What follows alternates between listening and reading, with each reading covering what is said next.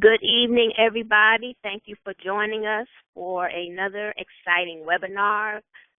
This series has been going on since the beginning of the new year, and the whole purpose behind this series for the rest of the year is to help caregivers to really thrive in their present circumstances and challenges that they may face, and to really understand what their role is as a caregiver and to how to best manage that role. Last time we came together for a webinar, we talked about developing a care plan, and my good friend Charlie Martino did an excellent presentation on why you should develop a care plan and actually how to go about doing that. So this presentation tonight is going to kind of piggyback off of that just a little bit, and we're going to kind of delve into how do we connect all the pieces, because a care plan is going to focus on your caregiver role, but you know that there are other pieces of your life that must be managed as well. And often we kind of compartmentalize our lives into different sections, and we don't really understand how one is affecting the other. So this evening, we're going to talk about connecting all the pieces. So in hopes of your participation tonight, we're looking for you to be able to increase your self-awareness. Self-awareness is the ability to take some time to look at yourself and analyze yourself. What are your motivations? What are your behaviors? Why do you do what you do? And so we want to make sure that being self-aware is a part of your lifestyle. Most of us go through life very passive. You know, life is happening to us, so we go through life feeling like we're a victim. But we need to learn how to become more aware of our behaviors and thought patterns so that we can change things that need to be changed so that we can be more effective in life and ultimately move beyond survival into thriving. So again, our second objective and goal for this evening is to learn the character traits that are going to help you to effectively manage your new lifestyle, because being a caregiver, for me, I've been a caregiver for a while, but when I first started, I didn't really know what my role was. I didn't know how things were going to kind of pan out. It was a new thing for me, and I had to get adjusted.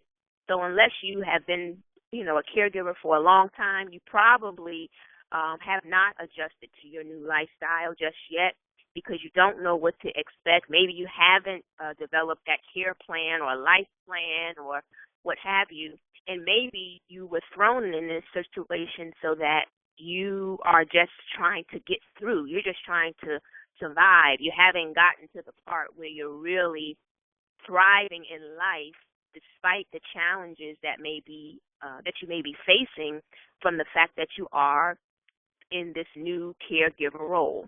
So we want to work on that and learn, again, self-awareness, better understand what character traits we're going to need to help us to be effective in this position and in life in general.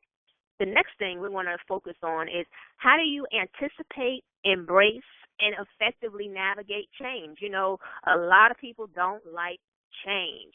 I don't think any of us like change, except for maybe, if you win the lottery, you wake up one day and you win the lottery, you might like change because you like the fact that that money has, magically appeared, so to speak, in your life. But I'm sure there are some cons to winning the lottery and some changes that you may not appreciate as much as the increase in your net worth or the balance in your bank account. So change is difficult for most people to manage. It's even more difficult because when we get comfortable, we don't anticipate change. We're not really open to change. As long as what we're doing is helping us to kind of get by and we're not rocking the boat and it's not, causing us to have to really push forward or overextend ourselves or put much effort, we're pretty cool. human beings, we like to be able to control things. We like to be comfortable.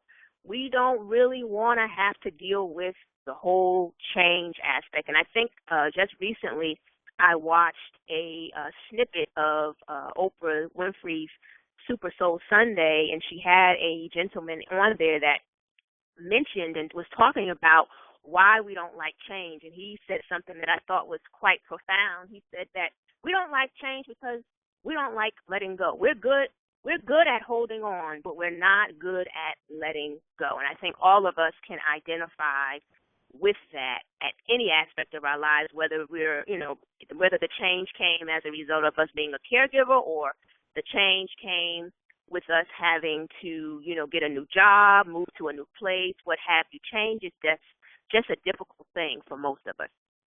And last, we want to identify thought patterns and behaviors that no longer serve us. Through life we have different seasons, and sometimes the things that worked for us 10 years ago are not going to work for us going forward in the next 10 years. The economy has changed. We're a little older now. We can't take as much risk with our financial well-being as we did when we were younger. So what the decisions that we made and the choices that we made even 10 years, 15 years, 20 years ago are not the same. We can't rely on those strategies to get us ahead in this next phase of life. And it is true with being a caregiver. Being a caregiver, you are going to have to make some adjustments in your thought patterns and in your behaviors. I was sitting in a class for caregivers. It's through the Rosalind Carter Caregiver Institute, and they do a class called Caring for You, Caring for Me. And I sat in on the class and was able to interact with some caregivers. And, we broke out in groups, and we were given some things to kind of help each other with. One lady in my group, she has a husband that is suffering with Alzheimer's, and she said, I have a difficult time keeping him on schedule. We have to go to doctor's appointments, or we have things we have to do. He's just not cooperating. And because of my background in having dealt with and cared for someone with Alzheimer's, I was able to let her know that for people with dementia or Alzheimer's, it's very important that you be on schedule and that you maintain a schedule. You have to be very routine with them so that they can kind of anticipate what's coming next, and so they won't be as rebellious with their behaviors when you need them to get things done, because you can't make them do anything. You can only kind of persuade them and lead them to the behaviors that you want them to engage in. And the first thing that she said to me was, well, when we were, when he was fine and we were younger, we never were on a routine. We were very spontaneous. That's just how we lived our lives. Well, that may have been true, and I reminded her that, well, he's a different person now, and what worked for you when you guys were younger or when he was well is not going to work with you now. People with these type of challenges require different patterns. They require you to behave in a different way towards them.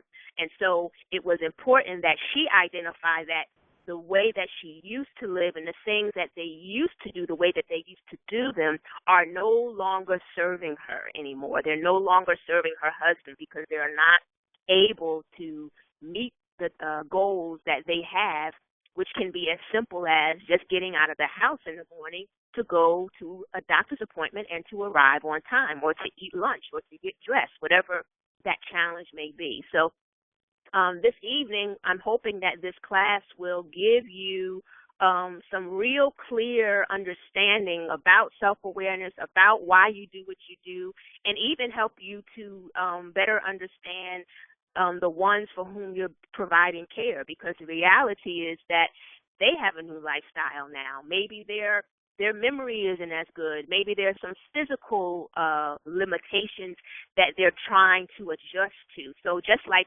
we, the caregivers, are going through change, so are the ones for whom we are providing care. So the title for tonight's webinar is managing as a caregiver, connecting all the pieces. And what pieces are those? We tend to compartmentalize our lives. We have work over here, and we have children over there, and we have health over there, and then we have our finances over here. And we just kind of break everything up, and then we try to prioritize those things. Well, what's more important, my marriage or my children? Or does my work come first, or does my health come first? And then when you add being a caregiver into the mix, you really have a challenge of trying to see which one is more important. Which part of our lives do we give the most attention to? And I started thinking while putting this presentation together, reflecting on my own situation and trying to figure out, how was I able to do it so successfully? And when I say successfully, I don't mean that it means that I was perfect at everything that I did, but how was it that I was able to avoid having my life to deteriorate to a point that when my season of caring was over, I couldn't recognize my life anymore. I couldn't recognize who I was. How did I avoid that when so many who are caregivers run into those very issues? Their marriages fail. I remember somebody asking me, "Oh, Janae, you're still married? I mean, all that you're going through, you've never lived alone, and how is it that you can stay married? Well, what about your children? I mean, how do you do this with them and that with them, and how did they turn out okay with all the different things that you had going on in your life?" And I had to think about it really hard when I put this presentation together. And what I realized was that I never gave priority to any particular part of my life on the other. I wanted to, and my goal was to equally focus on all of those aspects. Why did I have to sacrifice my relationship with my children and their upbringing because I was a caregiver? Why do I have to sacrifice my marriage because I'm a caregiver? Or why do I have to sacrifice my marriage because I want to work and I want to have a career? Or what about my finances? Why do my finances have to suffer and be put on the back burner because, I want to make my children happy? A lot of us do things to appease others, or we do things with the wrong motivation. So what I realized once I sat back and thought about it was that I never really went into being a caregiver as a all or nothing. I'm a caregiver now, and this is my focus, and everything has to take a back seat. And if you think about it, a lot of us do that with all of these different pieces. Even with our jobs, we might be very career driven, and we might say, it's all about my career, and everything will just have to be to the back burner because my goal is to be the CEO of the company, and it's all about sacrifice. And we're going to talk about the difference between sacrifice and neglect, because sometimes we feel that sacrifice means that we have to let everything else fall to the wayside because we have a specific goal in mind, or we have something that we're striving for, and that does mean sacrifice. You'll hear a lot of people say that it means sacrifice, and I often wonder what they actually mean, because when I say sacrifice, it has a very different meaning. It doesn't mean that any other part of my life is supposed to fall apart. That's not my definition or a benefit that I get from sacrifice. So we'll talk about that a little bit later in the presentation. But what are some of these pieces? Your health, that's not just your physical health, although that is probably the first thing that comes to one's mind is your physical health. You want to take care of your body. But what about your emotional health? Your emotional well-being is just as important as your ability to lift weights and to jog around the block or whatever, however you measure your physical ability. And also another part is your spiritual health. A lot of us leave that out. But for me, in my journey, all three of those mattered. And yes, maybe I did not make those a priority all at the same time. But when I look back over my journey, I realized that eventually I had to address each one of those. I had to address my physical well-being, I had to address my emotional well-being, and I had to address my spiritual well-being. And then you have your children. You know, you have to raise them, or you're going to see them off to college, and a lot of times caregivers are kind of torn. Most caregivers now still have children in their home under 18 years old. And we all know how busy teenagers can be, middle school kids can be, and we also know how busy toddlers and infants can be. You know, I was pregnant and had a toddler when I was a caregiver at one period. Remember, my journey spans over 15 years, so I've been a caregiver at various stages, and I had to learn how to manage that piece of my life along with my caregiving responsibility, along with my health, because when you're pregnant, you are responsible for that unborn child, and you have to take care of yourself so that that unborn child comes out prayerfully healthy and whole. So that was something else that I had to consider. And then what about work? You know, a lot of caregivers struggle with being torn between, do I go to work today, or can I leave early? You know, I'm on the job, and yes, I should be working, but you know, I'm not sure how mom or dad or husband is doing, and I'm just kind of torn. Can I work these hours and still be an effective caregiver? You know, what's happening when I'm not home? I mean, there's so many questions that a working caregiver has in their mind. They have to try to reconcile their wanting to work and earn a living, because we all have to work and pay our bills, and, you know, we have to earn a living somehow. But their love for their loved one and their concern for their loved one's well-being may kind of cause some tension. And that is natural. You know, we all want to be there for the ones that we love. We all want to be there to help shield them from any pain and discomfort, and being away from them really causes us anxiety, because we just have so many unanswered questions. We just don't know what's going on, or we don't have a agency that we trust, or we're not, you know, very trusting of the neighbor that's overseeing them, or whatever the case may be. So we have that kind of tug of war. And then you have your marriage. You know, I met a caregiver a couple months ago, and this was her issue, was she was caring for her mom, and she also was caring for her husband, who was having some physical challenges. And she often felt like she had to choose.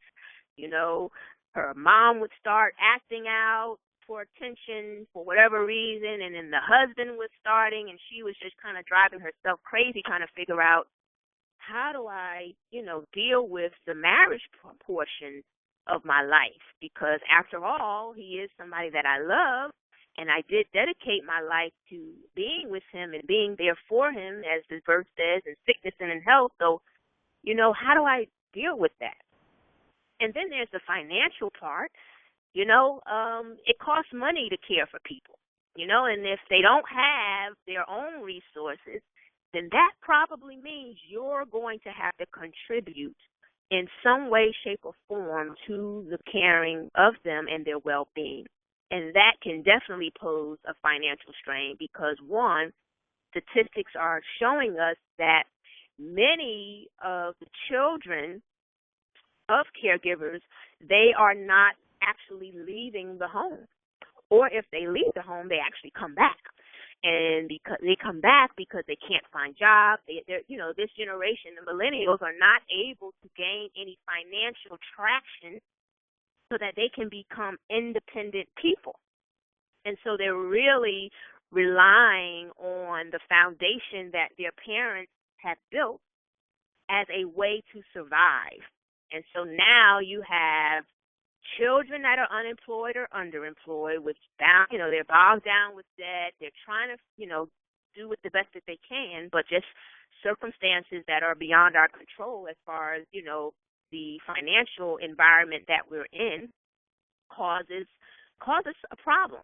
And so now we have to think about that. And we have to think about, okay, our loved ones for whom we're providing care, they don't have much money, or the money that they do have how long is that going to last them? And there may be a point at which, you as the caregiver have to begin to contribute um, to their health, to the bringing about of their health care needs. So there's a lot of pieces in the puzzle. And then, of course, that smiley face piece, we're hoping that that will be you at the end, is that you will continue to go through this journey with a smile on your face, although it may not remain there in every point. But at the end of the day, we hope that this presentation will allow you to kind of keep that smile on your face. So the connection. All pieces of the puzzle are connected. Again, remember I talked about, us tending to compartmentalize our lives. The caregiver lifestyle requires you to integrate the various pieces of life and not compartmentalize them, because stress and strain experienced in one area is going to overflow into another area. This is not just true of caregivers. This is true of anybody.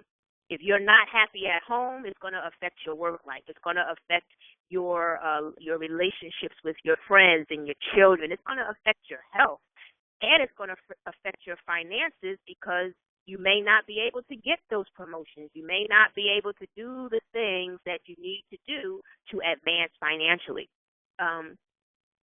If you're not physically well, yes, it's going to affect how well of a caregiver you are. You have to be pretty healthy in order to maintain a certain stamina that you're going to need to manage all of this stuff. So we have to recognize, again, that all of these things work together. When one piece of the puzzle is out of whack or it's misplaced, it kind of throws off everything else. So the goal is to get in gear. I look at our lives as a bunch of gears, and they're all turning. The wheels are all turning, and it takes one to turn to make the other one turn, and so forth. So your goal is to find the best way to turn the gear. And often, for caregivers especially, this is going to mean learning how to delegate tasks instead of trying to do it alone. Caregivers are notorious for trying to do everything themselves. And I don't know exactly why for your reason, but I'll talk about myself. Depending on who I was caring for, depending on my relationship with them, determined how controlling I felt I needed to be. I'll give you an example. Caring for my mother-in-law, I really didn't have a connection with her because she was already ill by the time I got married and came into her life, or she came into my life. So we never really had a chance to bond. So our relationship was just different. It started off as a caregiver role. There really wasn't a mother-daughter relationship there. It was really, I got married, she was sick, and that was part of what we decided to do, was to care for her. Where my dad, who we were estranged for a while, then we had reconnected in my young adult life, and then he got sick, and then I cared for him. Well, that was a little different because he was my dad. He raised me. We were estranged for a minute, so the coming back together was a beautiful reunion. And then once we, reconnected, here we had a new challenge, which was his illness, and it was a very difficult illness because of the going back and forth into the hospital and the constant doctors. I mean, it was just a up and down type situation. Where my mother-in-law was kind of more even-keeled. She was almost, I really didn't know her. We really didn't have a connection. Like I said, she was just my mother-in-law, and that was what we decided to do, was to care for her. So those two relationships were very different. In my mother-in-law's case, I didn't feel like I needed to control everything. But in my father's case, I did feel that way, because at the end of the day, I didn't want him to die. I wasn't ready for him to leave. We had just started rebuilding our relationship. So my mentality was, even if I may not have recognized it at that point, it was a savior complex. I was trying to save him. My mother-in-law, I was simply caring for her and making sure that she had the best quality of life possible. I wasn't trying to save her. I wasn't trying to hold on for dear life. It was simply, I just wanted to see her enjoy her last days, make the best. She traveled with us. She did things with us. We did things as a family. So it was really about improving her quality of life. For my dad, yes, it was about improving his quality of life, but what it really was about was me trying to control the circumstances so that he would not transition. And at the end of the day, he ended up transitioning because of his illness. So it was very difficult for me to get in gear with my dad, get my life in gear with my dad versus my mother-in-law because of the difference in relationships and the objective. My dad was a younger man. He wasn't old. He had lived his full life, and I could kind of console my mind and say, he's lived a long time. My mother-in-law, on the other hand, she was older. She had lived a long time. She traveled the world. She had a pretty good life. So I kind of reasoned in my mind that, all our job was to do was not to save her, but was just to care for her. So it really makes a difference on your mindset when you're going into a caregiver role. How well you're able to delegate tasks is really going to depend on whether or not you see your responsibility as improving the quality of life of your loved one for whom you're providing care, or are you trying to save them? Because if you're trying to save them, then that means you have to be in charge because only you only see yourself as being the one that can save them. And that makes it very difficult for you to ask for outside help because, after all, nobody can do it like you can, right? That's pretty much the response that a lot of caregivers will give. I can't let anybody come in here because they're not going to do it right. They're not going to bathe them right. They're not going to do this right. And that was my excuse. Even though my dad spent a lot of his time during his illness in and out the hospital, even when he was in the hospital, I couldn't rest because I felt I had to be at the hospital every day, several hours a day, come back 2 and 3 times a day because I had to make sure that they were taking care of my dad and that he got his medicines. And, it's all these things that are going on in your mind of how you're going to take control of this situation.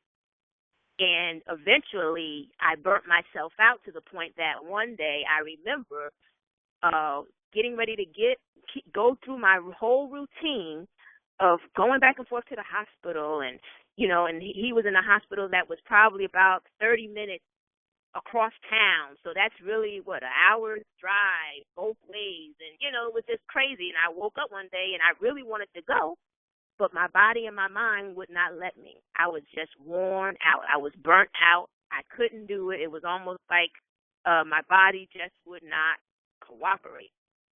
So my life was not in gear. There were probably many things that were suffering as a result of me being unwilling to delegate the task and to be reasonable with the expectations that I had of myself. Where with my mother-in-law, it was easier for me to get things in gear and keep the gears turning, not one of them kind of getting stuck. Keeping those gears oiled, so that they turn smoothly. I wasn't doing that. I wasn't oiling my gears by taking care of myself. I wasn't oiling my gears by delegating tasks. I was trying to manage everything by myself, and that only leads to stress and burnout. And not only does it lead to stress and burnout, it puts you in survivor mode. Remember I said I wanted to save my dad. I wanted to keep him from dying. That was really my mission. My mission wasn't to improve his quality of life or to just oversee him and care for him the best way that I can. I had a savior complex, and that meant I was in survivor mode. I needed my dad to survive. And as long as he was breathing, then that meant that I could breathe a little. And when he wasn't breathing, not in the sense that he died, but just using it as a metaphor, when his health would decline, then I stopped breathing. So it was almost as if I could only live as much as he lived. And when he wasn't progressing, I wouldn't progress. And that puts you in a position where you are literally suffocating yourself. And we all know that we need oxygen to breathe. So when you suffocate yourself because you're in survivor mode, then you're not truly living. Those pieces of your life, some of them are being tossed to the side. They're being lost. They're deteriorating. And when your season of caring is over, you're going to look back and say, maybe I could have did something different, or why isn't that in place anymore, or what happened? What happened to my life? So we want to learn how to move beyond the survivor mode. It's not easy because most of the time when we're caring for someone in such a intimate way, we are doing it because we really want to be there for them. We want them in our lives. We want them to live. We don't want to see our loved ones deteriorate before our eyes. So it's not that it's easy to move beyond survivor mode, but it is necessary because life is messy. And as you see on the screen, it says you may be surrounded by a lot of dirt, but the soil places in our lives is where we can best learn how to thrive. Even the plants of the earth know how to extract what is good from the soil, what's good from the dirt, and leave the rest behind. Which brings me to another point, which is becoming a caregiver is not something that happens to you, but it really happens for you. It's a privilege to be a caregiver because you're given the opportunity to grow and develop in ways that you probably did not even imagine. So it gives you an opportunity that most people won't have to really become that person that they probably had always kind of wanted to be. You know, when we're caregivers, we become brave, and all of a sudden, we can stand up to someone and kind of voice our concerns. I remember doing things on behalf of my dad and just gaining a courage to just stand up and say, no, this is not right and we're not going to tolerate it.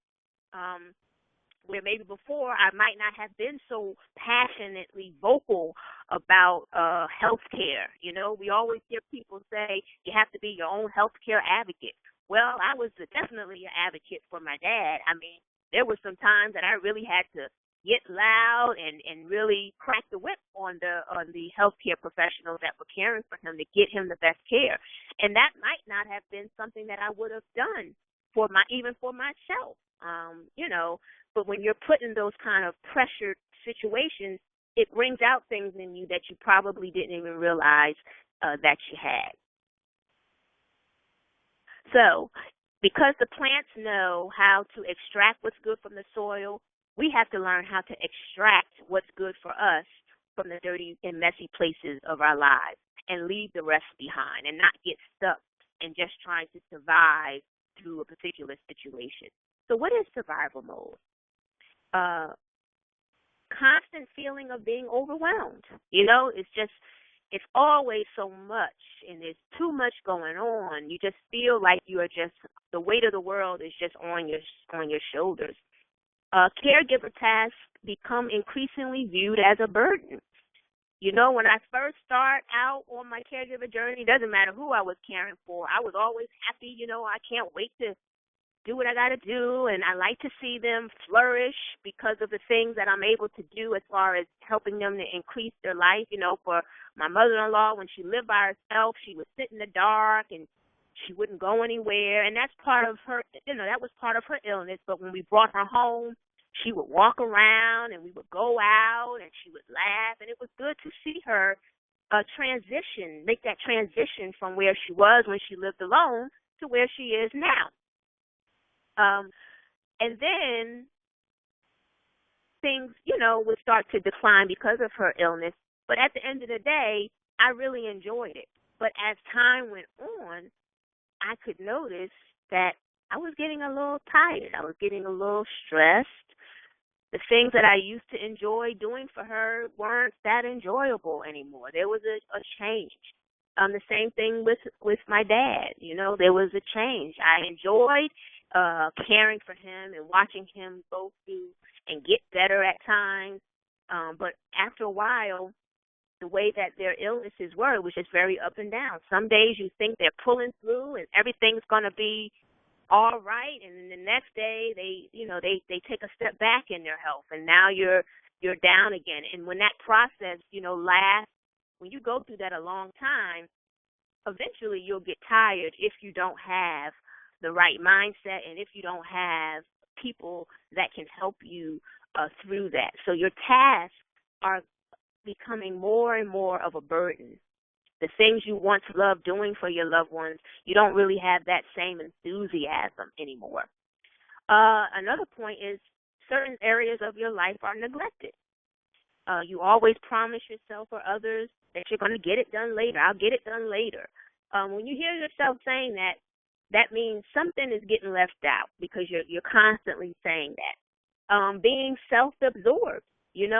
When you feel like you're a victim and that life is happening to you instead of for you, you become very self-absorbed and you find it very difficult to see past your own circumstances, sometimes even to the detriment of the one for whom you are providing care. And also how your behavior and actions are impacting other areas of your life. Whether it's your children, whether it's your spouse, whether it's your friends, or your employer. It's hard for you to see their position. They might be acting in ways that you don't understand because you're not equally focused on making them a priority as you may be on your role as a caregiver. And there may be some resentment that builds up there, but you're not able to see it because you are so wrapped up in trying to survive this situation. What about the loss of interest in activities that bring you joy? Many caregivers suffer in isolation. They withdraw from everything that is familiar to them, everything that they enjoy doing, relationships that they enjoyed, activities that they enjoyed. They just withdraw.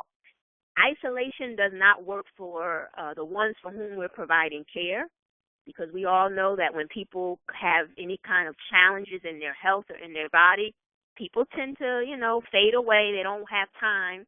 And so the person that's suffering not only suffers in their physical health, but they also suffer emotionally because people pull away. And it's the same thing with you as a caregiver. Just like your loved one needs interaction, you as a caregiver need interaction. You need to be and do around things and people that bring you joy. You got to get off autopilot. I'm just going to go with the flow today. Yes, going with the flow sometimes means that you can be flexible and adaptable, but you really need to examine yourself to find out, are you going with the flow because you're being fluid with life, or are you going with the flow in a passive way, meaning you're not really conscious or actively engaged in your life? You're just, it's the routine. I go to bed, I get up, I go to work, I come home, I fix everybody dinner, maybe give mom or dad a bath, and I do it all over again day in, day out. Just going with the flow. So it's your attitude about how you actively engage in life. Are you always wondering how you will make it through the day? I hear people say that a lot. I don't know how I'm going to make it through the day. Oh, my goodness, it's Monday. It's Tuesday. Oh, it's hump day. Every day we're just trying to get through. That's survivor mode, people. That is survivor mode. Are you regularly reviewing your to-do list in your mind?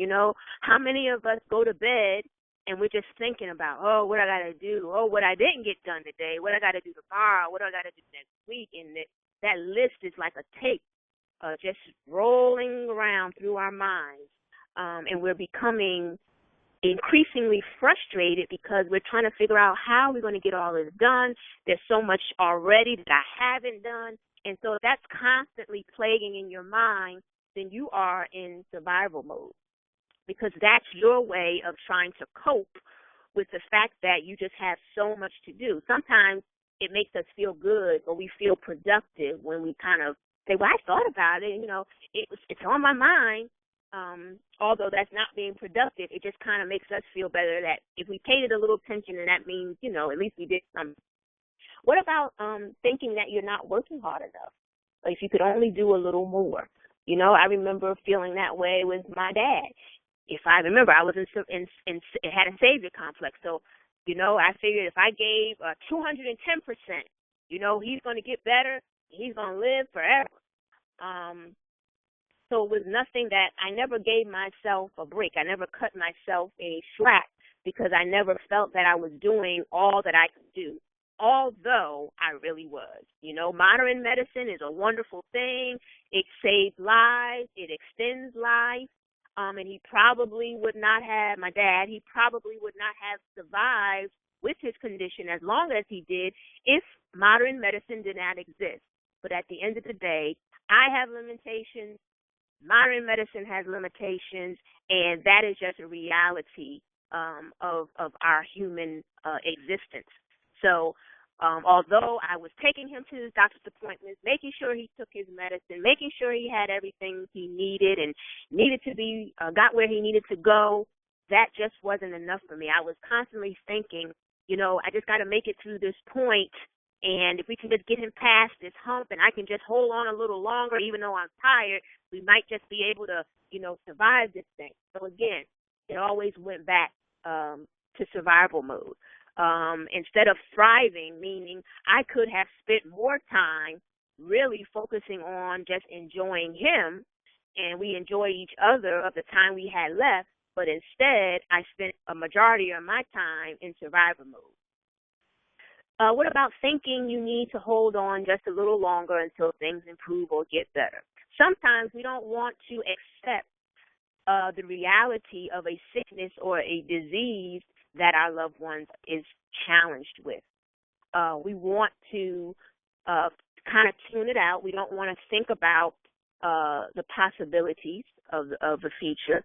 I always encourage people, when you get when your loved one gets a diagnosis and you're kind of, thrown into a caregiver position, research that illness.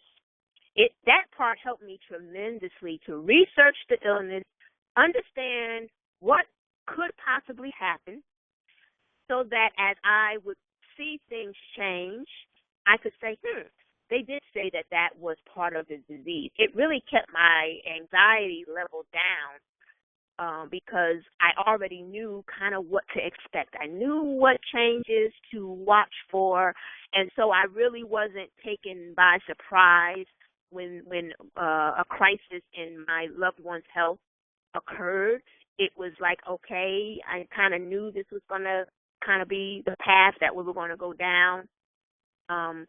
So for me, it wasn't a matter of, let me just hold on a little bit longer, they'll be okay. It was, I need to take care of them as best as I can with the understanding that things are going to change in their health. It may not be today. It may not be tomorrow. It may not even be next year. My dad was ill for at least a good, at least 6 or 7 years before he passed. And we had a lot of good times during that time. And my mother-in-law too. She had lived with Alzheimer's for a long time. Some days she was very lucid and she could, be her old self. And then other days it wasn't quite as pleasant. But you can't hold your breath just a little longer, because remember, you need oxygen to breathe. What about secretly desiring to take a break, but you feel that there's not enough time? Or, this is really a prevalent one, we struggle with guilt about taking time for ourselves, not just in a caregiving role, but just any role. If you're very career-oriented, you might feel guilty about taking time off of work. That I shouldn't take time off of work because I'm trying to accomplish this goal, and people that accomplish goals, they never take a break. They just go for it. And that's not true. But in our minds, we can talk ourselves into feeling guilty about taking care of ourselves. And so again, if you feel guilty, you're less likely to take the time you need, and then again, you're going to put yourself in that survivor mode. I just have to make it through this day until I can get to the finish line. You're always trying to get to the finish line. That's survivor mode. So what do you have to remember? You are under construction. Your character is under construction. I have carer under construction. These are some of the character traits to be a good caregiver. You need to be creative. You need to have ingenuity. You're going to have to really think outside the box about how you go about your everyday life. You know, when I started out being a caregiver, I realized that the traditional 9 to 5 wasn't necessarily going to work for me. So I had to figure out a different way. For me, it was being an entrepreneur, working for myself so that I could have flexibility to do the things that I wanted to do that I felt were important. So you might have to think outside the box. A lot of jobs now offer flex time. They offer a lot of different options for people that are working professionals, that are caregivers. So think outside the box. How could you present something? Is telecommuting an option for you on your job? If your employer has never offered it to you, or you don't think they'll go for it, think outside the box. How can I present this option? Present this option as being viable to my employer? Can they trust me to get the work done? Do I have a reputation of not doing my work when I'm on the job, and now I want to ask them for, working from home? And, you have to think, what could I do? How can I present this? How can I get my work done despite the fact that I may have some interruptions throughout the day? What is it? Maybe I need to change my hours. Maybe I need to, they have what they call job sharing now, 2 people working on the same job, and you kind of switch off when one needs time off to do whatever. There's so many options. You just have to think outside the box. Self-awareness. Again, we talked about that earlier. Who am I? Why do I do what I do? What are some of the signs that I'm stressed out, that I'm burnt out? What are some of the signs that, I'm just overwhelmed, or that I'm in that survivor mode? You need to be able to identify those things. Being assertive, being resilient. Assertive, where do you draw the line? What are your boundaries? Being resilient, okay, it's rough right now. This part of the journey is very difficult. I know I'm going to get through it, and I'm going to have to bounce back and get back on the saddle again. Not feeling sorry for myself, not painting myself as being a victim in my own mind, but I have resilience.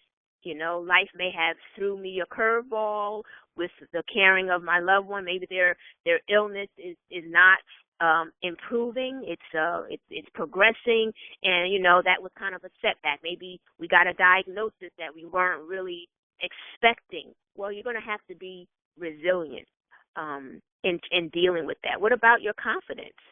Sometimes we feel we're not doing enough, or we're not doing the best thing. We can lack confidence in our ability to make decisions. So you're going to need to have some self-confidence. Curiosity. Part of being an advocate is being curious enough to ask the right questions. You can't sit back caring for your loved one and not ask questions, or even for yourself for that matter.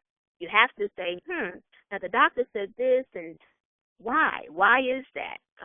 We all know that, doctors are very busy these days. They give us about 10, 15 minutes of their time.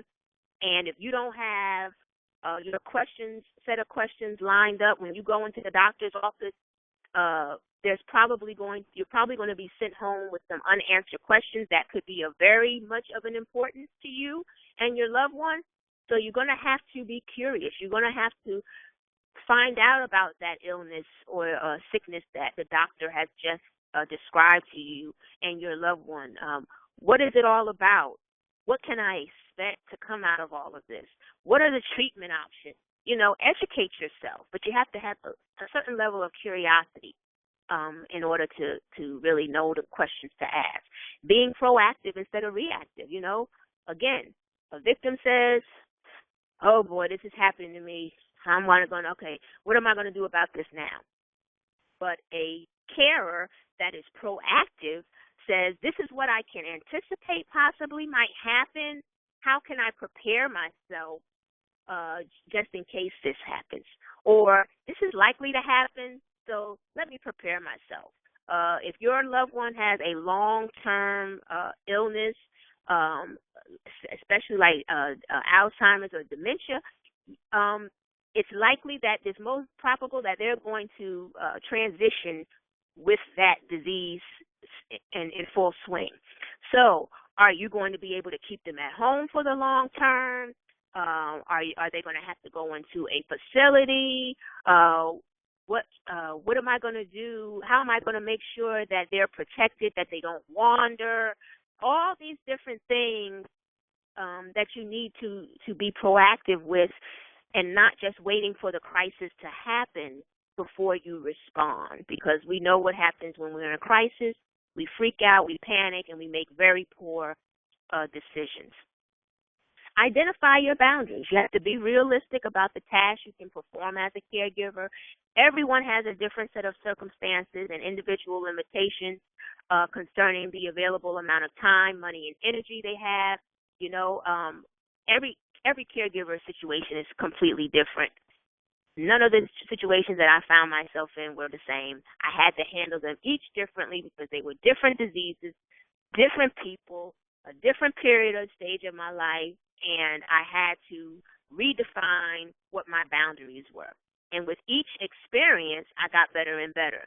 By the last person that I cared for, which was my stepdad, I had really defined my boundaries. My health had become of major importance to me. So although I may not have taken care of myself quite as well as I did in my early part of my journey, by the end I realized how important that was, and I really made that a priority, so much to the fact that till this day I have to exercise, and I make that a very important regular part of my life. And this is a person that when I was younger and had probably more ability to exercise, I hated exercise. I wasn't on any sports teams. I wasn't on nothing. And you say exercise, I was ready to go to sleep. So that was a huge change and a huge level of growth for me in my life. And I got from to that point from all the journey that I had been on in my caregiving responsibilities up until now. And I believe that probably has been one of the most beneficial and wonderful things about my journey, was the fact that I learned to value my health and I learned to value my life. Sacrifice versus neglect. You know, when you're neglectful, you become bankrupt because you're making more withdrawals than you do deposits. But when you sacrifice, you give out of your abundance, and it leaves behind a sense of fulfillment. Remember I said when I was, when you're in the beginning of taking care of someone, you might have a lot of energy and you feel like, oh, yeah, I can do this and I'm enjoying it, because we like to care for people and we like to see them improve. But over time, when we start to neglect the other pieces of our lives, then we end up bankrupt and left with nothing. And that's when the survivor mode kicks in. So sacrifice is not going to put you in a survivor mode. It's really going to give you a sense of fulfillment. And there are some caregivers that really enjoy their role of being a caregiver.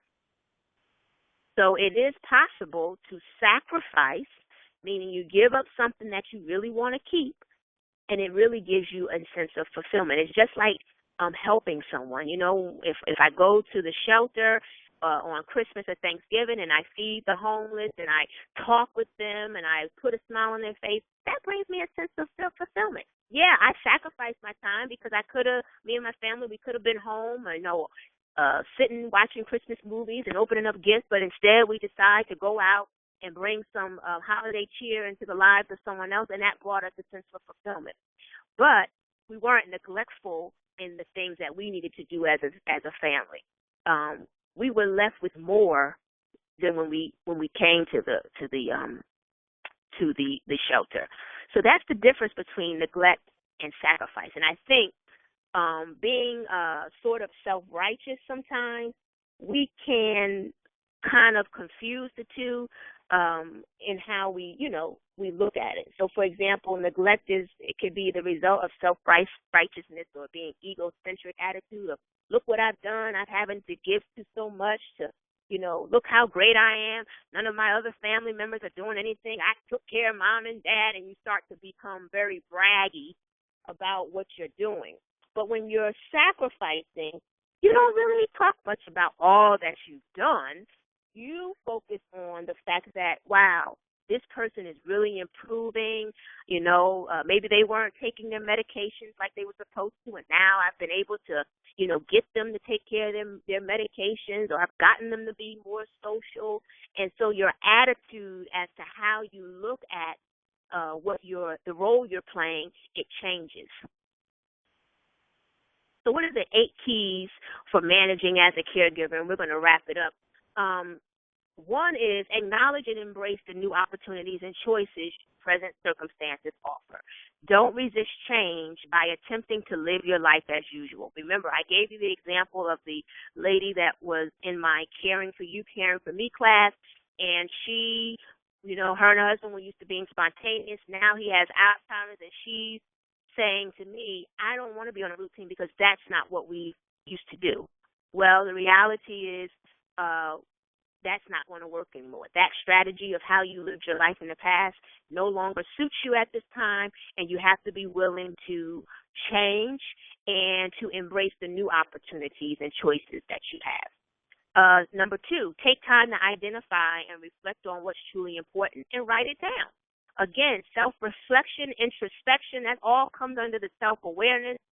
Identify what you feel is important. Remember, I told you by the end of my caregiving journey, my health was very important, and I did something about that, and I made that a priority. I started exercising and have continued developing that habit since. Prepare for the long haul. Don't be short-sighted. Again, remember I talked to you about my dad. He was a young man. He wasn't old. He hadn't lived this long life that I could kind of rationalize away his death as being, that's just a part of life. So my vision was very short-sighted. I really didn't know or want to accept what I was in for as far as caring for him for the long term. So it caused me to be living in a survivor mode for quite some time until my body just would no longer allow me to do that. The 4th point is allow the present circumstances to help you become a better you. Remember, life is not happening to you, it's happening for you. There are some opportunities that you have by being a caregiver that others do not have or will not come across. Take advantage of the fact that you have been presented with a very challenging situation, but you also have been in a position to develop skills and a mindset that can teach you things that you can apply to every area of your life. I always tell people that being a caregiver has prepared me for anything that I could possibly face in my life. Changing of jobs, building of relationships, taking care of my health, or overcoming some health challenges. It really has prepared me to face a lot of different things that are going to come out in life, because in this life we are going to have all kinds of trials and tribulations. That's just a given. Key number 5, find and tap into your source of strength. You got to find out what you draw your strength from. Is it prayer? Is it your faith? Is it connecting with your brothers and sisters in your place of worship? Is it going out with your friends, or is it having a confidant, someone to vent to? Where do you gather your strength? Is it activities that you enjoy that bring you happiness? Is it taking a vacation and kind of, leaving everything behind and going off to yourself? What is it that brings you strength? You got to find it, and you have to tap into it. Number 6, take time for self-reflection and listen to that small, still voice for guidance. Being alone and just kind of downloading it does wonders. Journaling is another way for self-reflection. Taking time to really be prayerful about what you're doing and the decisions that you're making, and really connecting with how you really feel.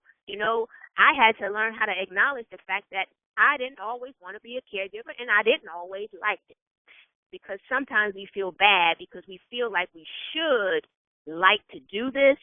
And then the instances where we don't like it and don't want to do it anymore, we kind of beat ourselves up. But you know what? We're human, and none of us like everything about our lives all the time. So be real with yourself. Acknowledge your feelings. Don't try to push them in the back of your head and push them off to the side. That's how you're feeling now. It's okay. Give yourself permission to feel, and then deal with that feeling. Is it really because I'm just tired right now and overwhelmed, or is that really how I feel? If that's really how I feel, then maybe that's a sign that I need to find another way to provide care. Maybe I'm no longer the person to be able to do to fill this role. So be honest with yourself. That's what self-reflection is all about. And get educated about your options. Depending on your particular situation, you being the primary caregiver may not always be the best option for your loved one or for you. Obviously, resources is going to make a difference. Your knowledge is going to make a difference. And the stage of your loved one's condition is going to make a difference. Sometimes your loved one may be in a position where the care that they need is not able to be managed and provided realistically at home. So what are you going to do? They have assisted living, they have nursing homes. They're even what they call nurses' homes, private homes that people, healthcare professionals have turned into more of a home-like setting, and now you don't have to feel bad or guilty about putting your loved one in an institution. There's so many options out there to get today that a lot of times I think we become full of anxiety and worry just because we are ignorant to the facts of what is available to us, and we're depending on our past experiences and memories and movies of how we once saw facilities and institutions pan out. So we really need to kind of update our understanding of what is available to us. And last, build a support system and ask for help before you experience a crisis. That goes back to being proactive instead of reactive. Put your team in place. Who's going to be there when you can't? What's going to happen? What's the procedure? How are we going to deal with this should this particular situation arise? Know the game plan, and you will be more confident and you will be more relaxed when things happen because you have a plan and you've already kind of thought it out. So you feel a little bit more comfortable. So hopefully this evening session really kind of gave you some food for thought. Again, please check us out on carekeepersinc.com. You can also follow me at Janae Sasso, or you can on Twitter at Janae Sasso, or you can visit my Facebook page. It's all on the screen for you. If you have any questions or concerns, you can email me at JanaeSassoSpeaks@gmail.com. And until we meet again next time, I think the next webinar is going to be beginning the journey to naturopathic health.